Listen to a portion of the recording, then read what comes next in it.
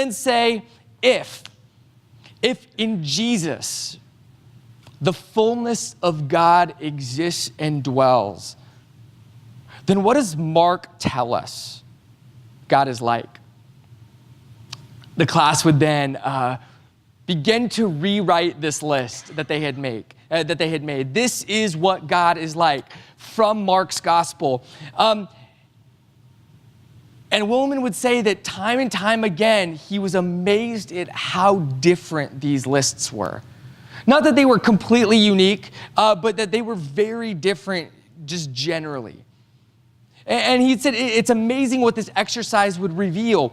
It's amazing how much of our thinking about God, our ideas about who God is, don't come from God's word, but are actually just ideas or thoughts that come from other places that we sort of bring in and apply to God, assume must be true about God.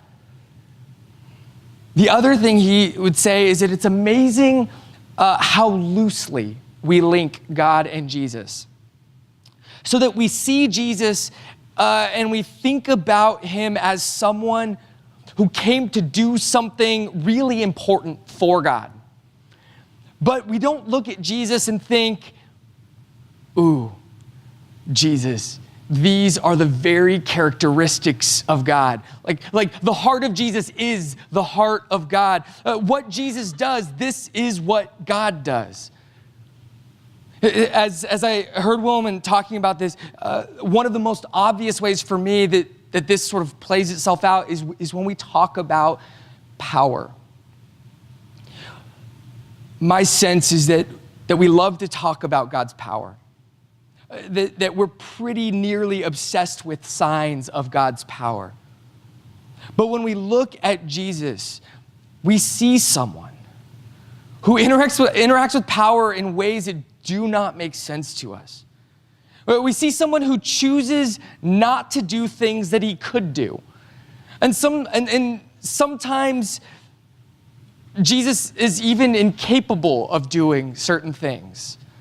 In Jesus, we find somebody who limits his own power, who sometimes refuses to use power, who regularly misuses power, at least according to my belief in how he should use it, right? Using it not for himself, but for the sake of like others and the powerless. We don't love to talk as much about what Jesus does with power.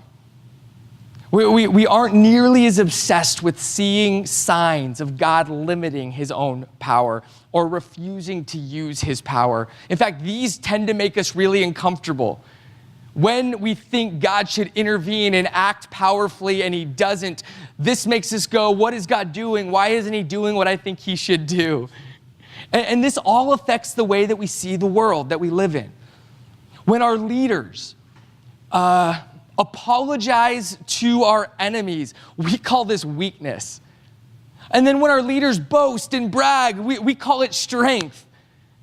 We expect our leaders to be strong because strength is probably one of our favorite high places to worship at.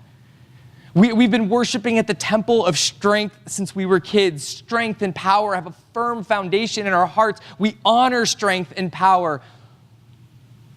We worship it. And so, the importance of Advent. Think about what people usually create holidays for. We overcame a powerful oppressor, and so let's celebrate our mighty Independence Day. This powerful general led us to victory, so let's remember his strength and courage on this day. Or what about our powerful leader who brought us into this new era of prosperity and strength? Let's honor him with a day. The days that a nation sets apart as holy or as sacred are almost entirely days designed to reflect on power. And then the church comes along and says, we'd like to set aside these 4 weeks of the year to help us understand why God would choose to enter the world through a poor virgin girl on the outskirts of an empire. We want to understand why God took on himself the vulnerable flesh of humanity. Philippians describes it this way. It says, God empties himself, taking the form of a lowly servant, being born in the likeness of humans. So why does the church set aside 4 weeks of our year, every year, for this story? I mean, right, how many different ways can we really say God became a man? I should be a little bit more honest about the way that the church sort of observes Advent. Because historically, like through centuries and globally around most of the world, the church practices Advent. But not all local congregations, and especially in the United States, not all local congregations are really willing to give up these 4 weeks of our year to reflect on the coming of Jesus.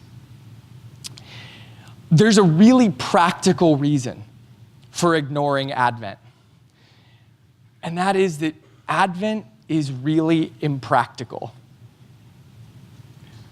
Surveys continue to tell church leaders that all over America, a large number of people go to churches looking for comfort or advice, looking for inspiration or direction, so that people largely evaluate sermons and services on whether they were moved or not, whether they found the sermon useful or not. And so many pastors feel that Advent is kind of a wasted season, at least if we focus on the Advent stories. Because these stories are often really unsettling. Have you noticed that as you have been reading them through the week? So that, like, if people are moved by these stories or by sermons, it's often in like really uncomfortable ways. But more often, people are bored or unmoved by these stories. And part of that is because they are so stinking strange. But more than that, these stories are incredibly, intensely impractical. Right? None of us are priests like Zechariah ministering to the Lord in the temple where he like shows up with this glorious angel. And none of us are likely to give birth to the Son of God anytime soon. I'm going to guess. And so we treat these stories like really precious trinkets.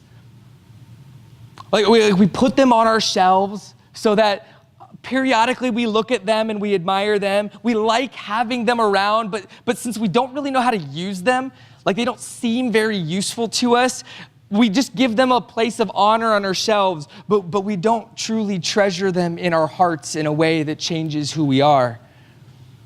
The stories of Advent are impractical, but we confess they are deeply true. So that Advent then helps to train us to understand the truth about God. And if we will let it, Advent will train our imaginations to see the world that God sees it. And we desperately need God to retrain us. It reminds me of a conversation that I had just last night with Jay. This time I actually asked him for permission to share. So there's growth here. Jay and I have run a bit together over the last few months. And a few weeks ago, Jay went out and did he just hide? I was like, he was just there. A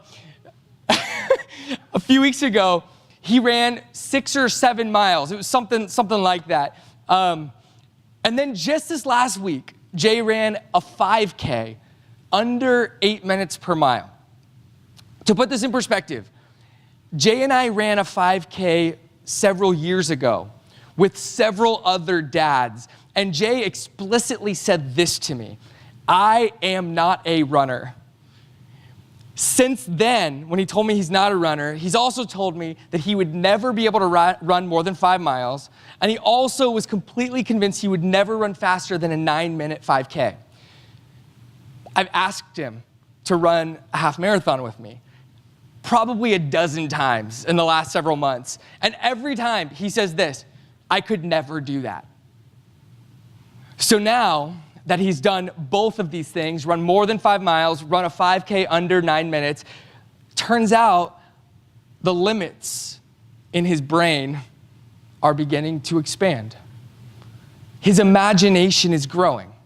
So that last night, he said, and this was just in passing, as if it were nothing, that yeah, I could probably run a half marathon. I immediately stopped because of how many times he said, I could never do that. See, because it didn't matter how many times I told him, you could run a half. He had to deliberately train his mind, his heart, and his body to accept that reality. The truth that I was speaking to him was such a foreign idea that it needed to be worked into him in a deep and profound way that took time. The truth that I had spoke to Jay that he could run a half marathon, turns out not once did it like move him or inspire him, right? Like, you could run a half marathon. No, right? That's the extent of the response I got.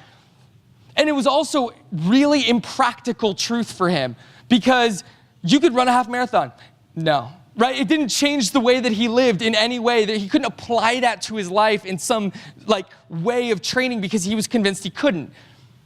The truth made no difference for him until his mental limits expanded and he accepted it as truth. Then and only then could he decide to do something with it. And now he might just say, nah, I don't want to, right? But that's a very different response.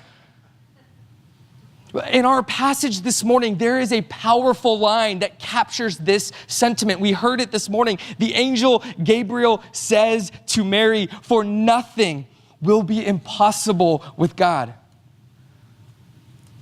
And I love what this implies. Everything that we think impossible, everything that we think is impossible is merely a boundary or a limit in our brains. Consider pregnancy, the heart of these passages.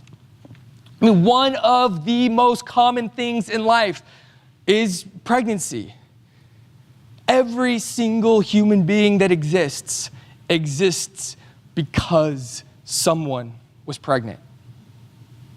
And in every day and in every age, we think we know what is possible regarding pregnancy.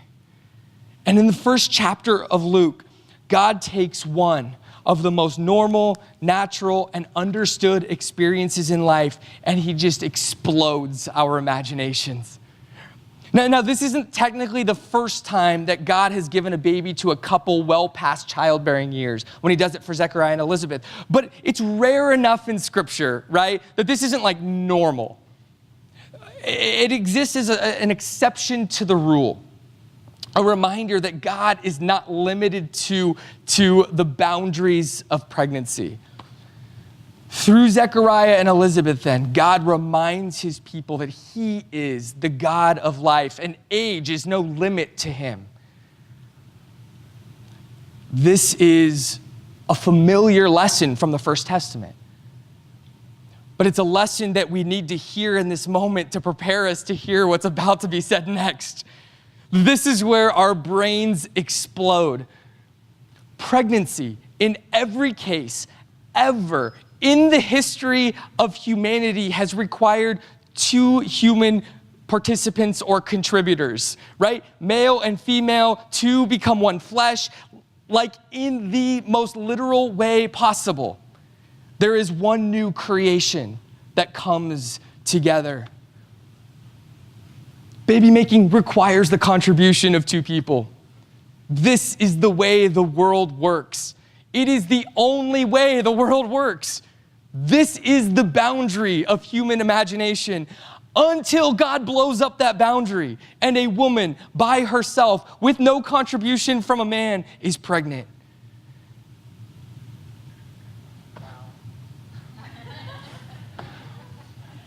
And we begin to wonder, like, what else might be possible? For nothing is impossible with God. I don't know where you start to go the moment you like try to imagine the impossible things that God might want to do. I tend to go big. World peace big, right? Cancer disappears big. Racism just ends big, and so on, right? The big stuff is just gone. And that's where these Advent stories keep doing their work in me, calling me to understand who God is and what he's doing. Because Mary, giving birth to a baby is almost entirely unseen and unnoticed by anyone.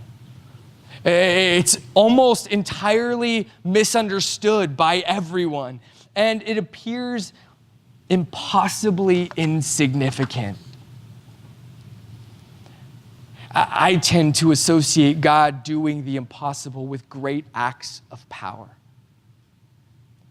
So when I think about the solutions, God making the impossible possible with world peace, like I think of groups like ISIS or the KKK, these religiously motivated terrorists, right? And it feels impossible that they would ever be gone, that they would ever just disappear and that we'd be like over them. Though when I read this and I'm reminded that God does the impossible, I start to find myself gaining some confidence. And I go, no, God could wipe out ISIS. God could eliminate the KKK. And then I realize my answer to the impossible is to imagine more power or a greater power winning. Right? In my imagination, more power always wins. I have a small imagination. My answer to the impossible, my best answer to the impossible is an answer that comes from the realm of my possibility. To say that another way, my answers to the impossible always come from my own understanding of what I've seen, of what I've experienced, of what I know to be true and possible. That's insane, right? We already decided that it's impossible, so how could something from my realm of possibility overcome? It's nuts, and that's the way that we tend to move at how God should answer the issues that we have. And this is what makes Mary so significant to me. By the time this is all over, God giving Mary a baby is going to look like child's play compared to what he has accomplished. I mean, Mary is as vulnerable a human being as you could get in first century Palestine. A young girl who essentially becomes an object of public shame by having a child out of marriage. And more than that, all anyone knows is that she's a lawbreaker. She is an adulterer. Now we know, because we've read the story, that she's innocent of adultery. But nobody else knows that. And there is no proof, no evidence. What is she going to say? An angel told me.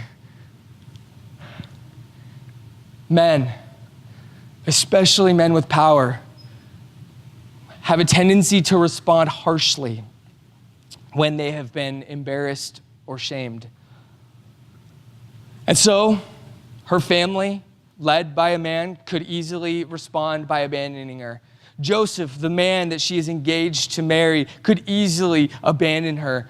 To be a young girl in this society was already a vulnerable position, but God seems to load her up with vulnerability and push her to the edge. Mary has no power whatsoever. And it's Mary that God uses to give birth to a king whose kingdom will go on forever.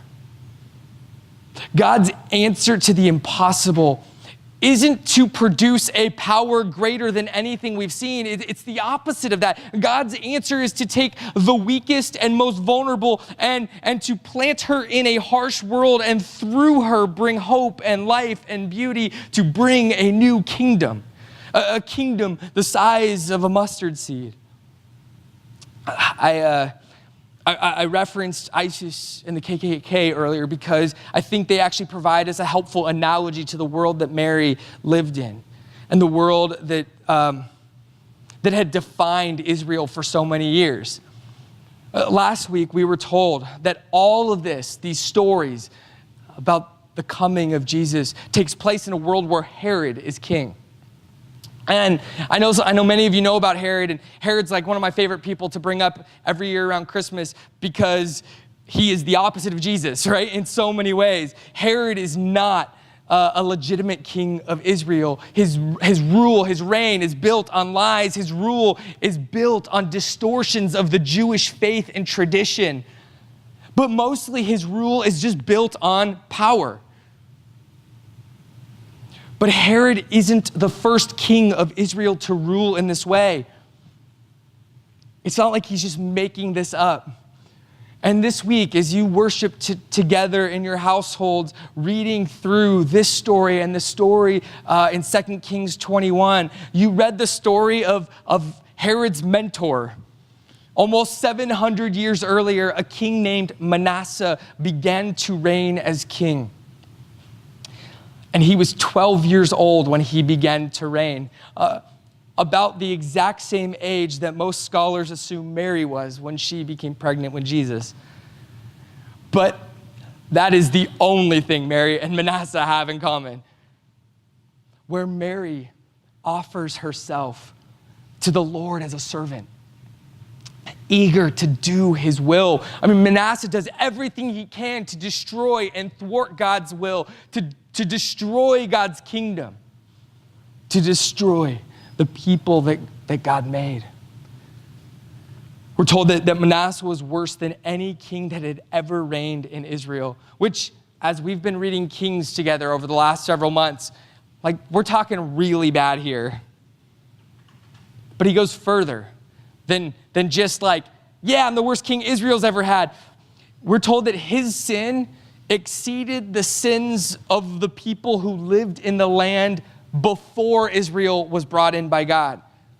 Like, this was supposedly the reason they were kicked out and Israel was given the land. And now Manasseh has led the people into even greater sin. And there's this powerful line in the story of Manasseh that for me captures his spirit, who he was, what he was about. The story of Manasseh in 2 Kings 21, verse 16. We're told this. Manasseh shed very much innocent blood till he had filled Jerusalem from one end to another, besides the sin that he made Judah to sin, so that they did what was evil in the sight of the Lord. So he leads all of Judah into this false worship around false gods, but more than that, he slaughters the innocent people who he had been entrusted to serve and care for. This is key. Manasseh oversaw incredible injustice. Innocent life was taken. According to the prophets, this meant a number of things. On one hand, we're talking innocent life like women and children and orphans and widows, but innocent life also had a technical definition. We could be talking about those who were executed unfairly, without a fair trial, or without sufficient evidence against them.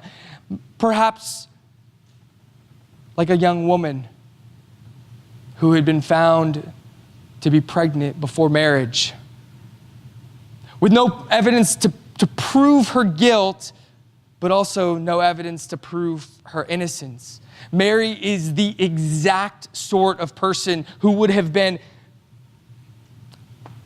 as vulnerable as you could be in Israel. So vulnerable that there is no way she could have stood up to Manasseh's power and his strength. The spirit of Manasseh continues on in King Herod. And the Gospel of Matthew tells us that Herod was just as committed to Manasseh's violence against innocent life, though it wasn't a young woman who lost her life by Herod, but all of the babies in the town of Bethlehem. When I think of Manasseh, when I think of Herod, my imagination, my unformed imagination can only come up with one answer to how God makes the impossible possible and gets rid of Manasseh and gets rid of Herod. There's only one way to get rid of kings like this. Get a bigger power and overthrow them. And this is the place where Advent comes and messes with us every single year. Right? I mean, I read the words that the angel speaks to Mary. It says, the Holy Spirit will come upon you, and the power of the Most High will overshadow you. And I think, yeah, here's the power that I'm talking about. But this power never shows itself as power, at least not the way that I think that it should. God doesn't do anything to Herod. And I think back to Manasseh. This is the most maddening thing about Manasseh. He reigns longer than any of Israel's kings. What? Like,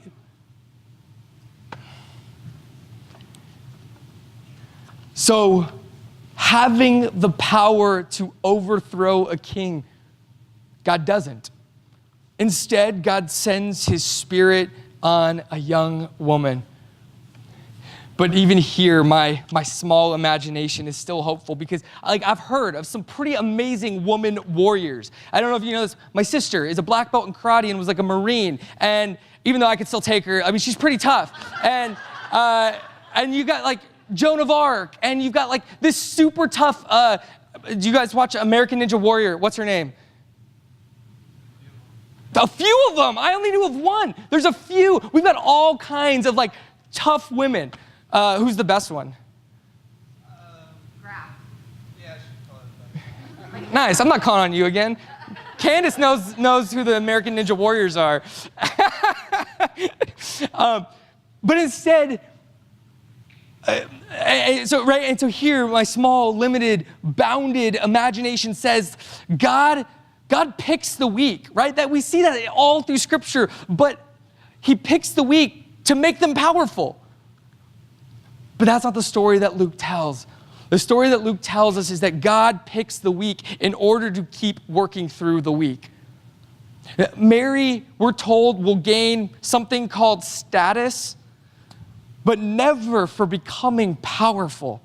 Mary's status will always be rooted in her weakness, in her vulnerability. Mary is a servant. She does the Lord's will. Which means that through giving birth and raising a son, she gives birth to a kingdom that's marked by weakness. A kingdom whose king refuses to fight back when he could, but submits himself to the powers of the world. God's answer to the impossibility of Manasseh and Herod is not to overthrow them and replace them with a better king, because those kingdoms are all built on the same foundation of power, which means that those kingdoms can only ever produce the same sorts of things. God's answer is to build an altogether different kingdom, starting with a better foundation. And this is not a kingdom that's built on power, but on service. A kingdom that starts with Mary, who says, I will be the Lord's servant. As your word speaks, I will do that.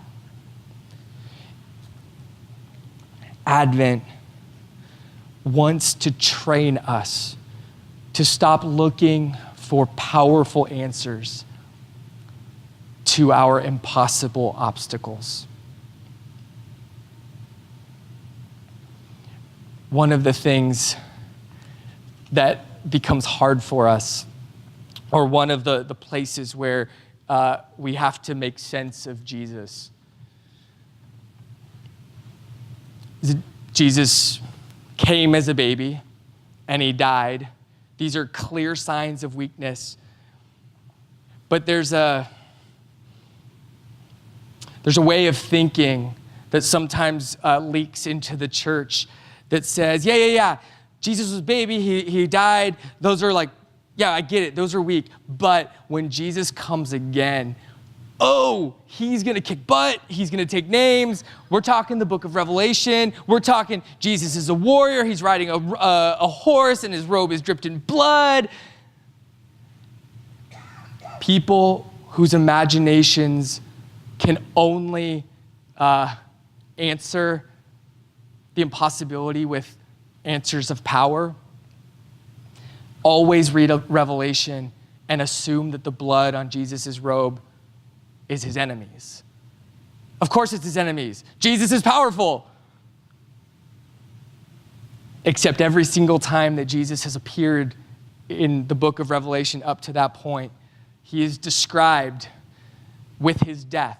He is identified with his death. He's identified as the slaughtered lamb.